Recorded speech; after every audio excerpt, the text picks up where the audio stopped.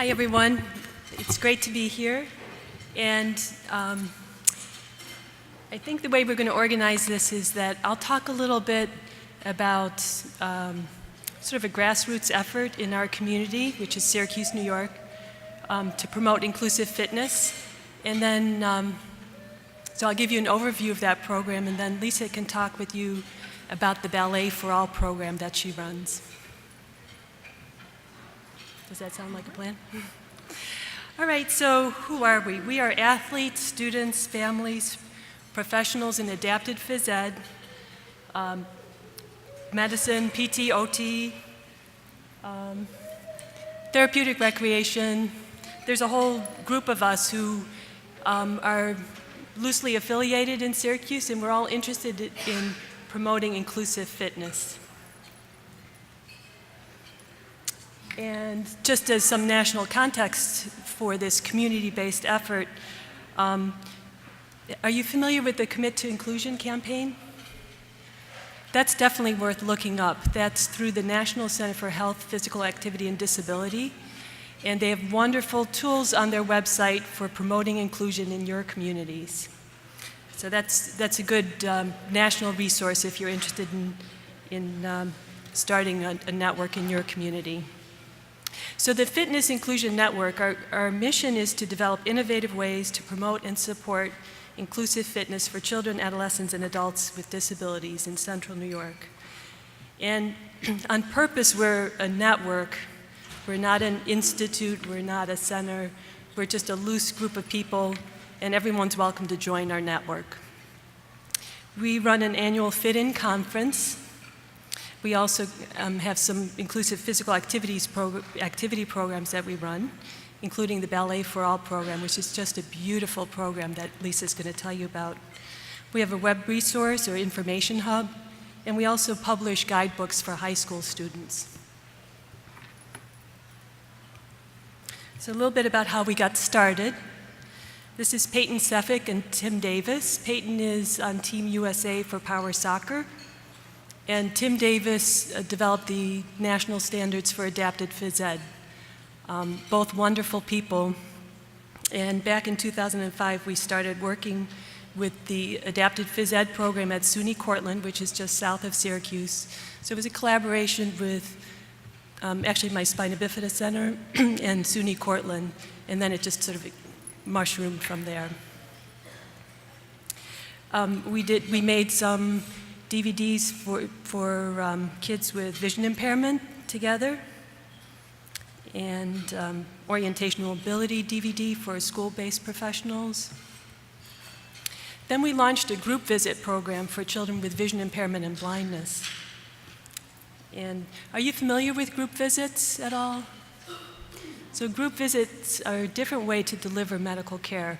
So we meet in the evenings, and we have about 6 to 8 families that come to a group visit. We meet for an hour.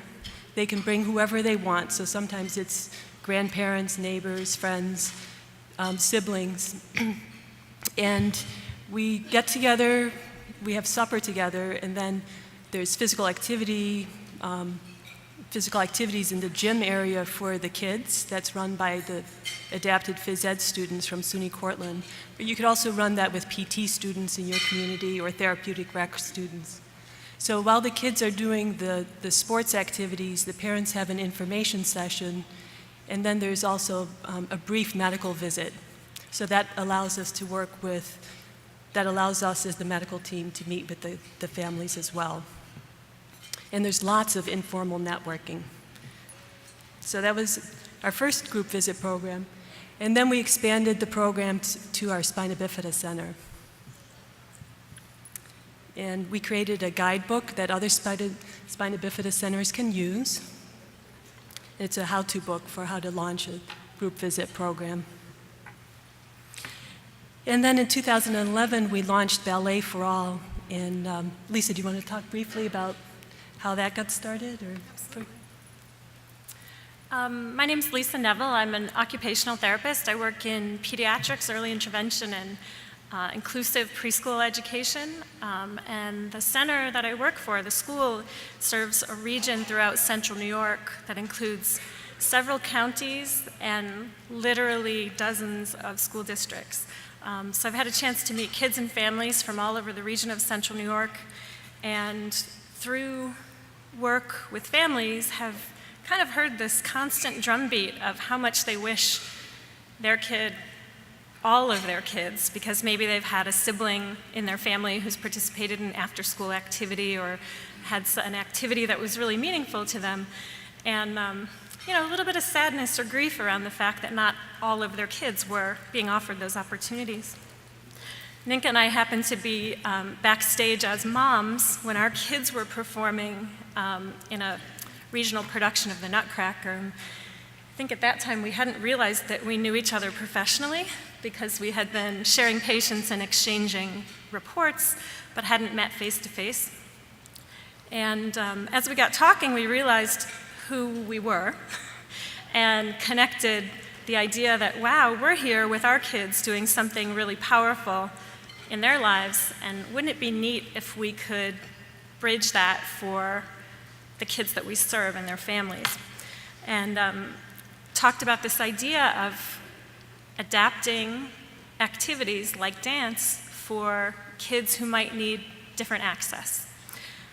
In doing that, we kind of did some research. Nienke had met Citlali Lopez out of Chicago, who is a kinesiologist and research scientist who's looking at the development of segmental motor control in kids with neurological differences, and looking at how adapted classical ballet can affect the development of segmental motor control.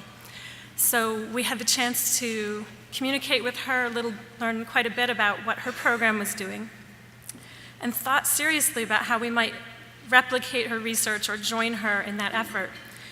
At that time, we were thinking that work made a lot of sense, but there was this kind of constant thought we had about, would that be really what kids and families would be most drawn to, and could we actually deliver it? So it's funny that it was a little bit of interest and a little bit of necessity that said, we can't actually replicate it. We didn't have the motion sensor technology access to really replicate the research that was being done. But we had interest and we had a will to develop our understanding of what we could do. The program that we've developed is actually not what we started out to develop, and I think it's important as you're thinking in your community about who you know and what you know about them, and thinking about how you might be an actor to facilitate some of the changes that you might envision.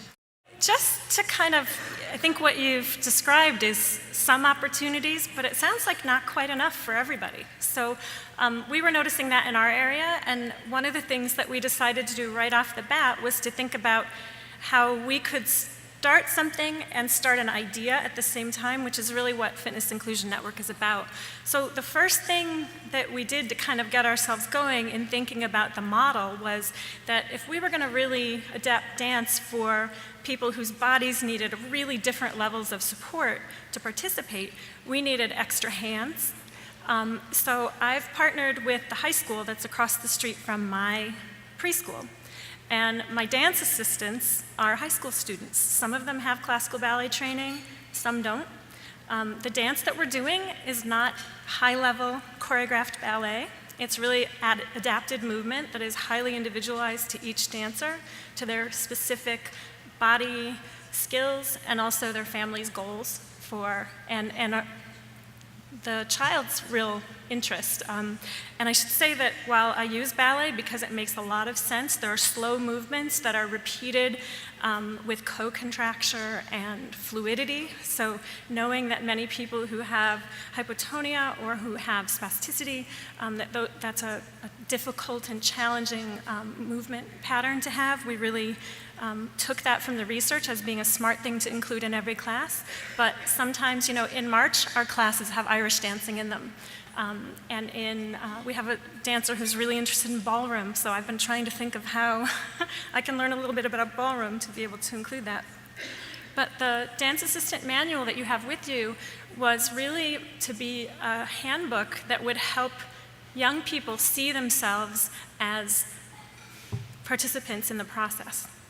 And one thing I will tell you is that the dancers, the dance assistants, are so vital to this process, and they are also probably the most committed and transformed by participating.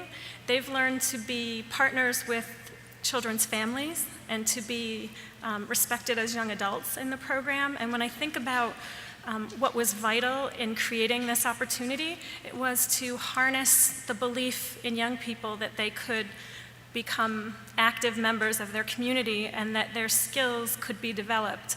I do very specific training before we start every year. The program runs from January to May. We meet once a week, and we have our dance assistants partnered with dancers so that generally throughout the course of that run, they're getting to know that person's body, and there's a trusting relationship that's built. To watch the transformation, not just for the dancer and the family, but also for the dance assistant, has been very powerful. It does not take a huge amount of training, but it takes the right training, and I can picture this working very well in a karate studio, in a boxing gym, in any kind of setting where there's already the structure of kind of a routine of the things you teach, but with, and it may be in your community, a therapist that you know who also has kind of a side life that includes that sport or that way of participating. I know for me, I grew up dancing, so it seemed like a natural thing. I'm not a trained ballet instructor, but my experience in teaching and promoting movement in kids who move differently or who need different support to move has given me enough skill to be able to teach teenagers how they can support successful dancing in kids. In terms of kind of physically what you need, we actually use one of the rooms in my school as our dance studio, and we have been able to, through the Fitness Inclusion Network, write grants that have got us a foam interlocking floor that we can put down that provides about 1.5 inches of soft, smooth flooring so that any movement can not meet resistance because it's smooth, but also if someone were to tip over, it's softer than a wooden floor. We also have written grants that have purchased a partial weight support harness that can support up to 4 dancers to move around in our space. And the chance to be able to be on your own without needing kind of the safety and support of a bigger piece of equipment that might be hard to turn or move, or people helping you all the time, has meant that dancers can approach each other and develop friendships, give each other a hug in a way that sometimes equipment makes difficult. And I think that the feedback that we've gotten since year 1 from families was that the chance to participate in something where everyone there was working together to do our best has been the most positive experience they've had. We've had now this community grow. In the class, during the class, families are invited and welcome to be in the room with us, so they're hearing and seeing what we're doing. We are honest and open to say that if I have your son here and you see something that you think I'm doing that isn't working, or you have a better idea, come on up and help do that. So we've got, family members kind of interjecting as needed. But what I find mostly happens is family members are having a little quiet side conversation. They're learning about where their kid also rides horses, or where they went for vacation that was accessible, or how did that last surgery go? So there's this supportive group of community members that now they've decided they're dancing with us forever, which is wonderful. Each year we've graduated a couple of high school seniors, and we're sad to see them go, but we're also recruiting freshmen. I have the dance instructor at the high school now knows about our program. I went and met with her and explained what I was trying to do, and I go in once a year to her class and explain the program and invite anyone who's interested to come be a dance assistant. And we've met people that I wouldn't have met otherwise that way who were interested.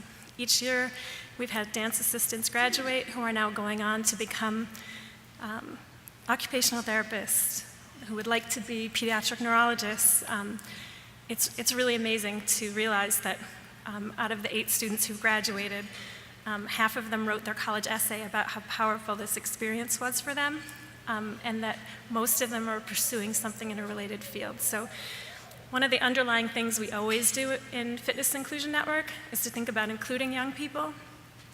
I know when I was in high school, I didn't even know what OT was. I went to college to be a PT because I had seen that, and I knew what it was. Looked down the hall and said, "They're laughing in there. What's that office?" I want to go see what's there. And it was the OT clinic.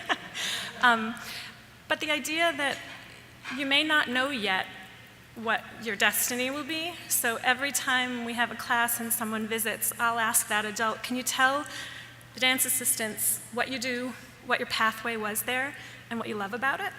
And that kind of exposure is just kind of the commitment we have in Fitness Inclusion Network, because we don't know if someone's going to improve kid walk so that you can ballroom dance in it, or if someone that's on our team is going to figure out what the genetic markers are for a certain disease. So by understanding what those career paths might be and how creative young people can be now, it really is, I think, exposure for our whole area to what our collective working together could produce.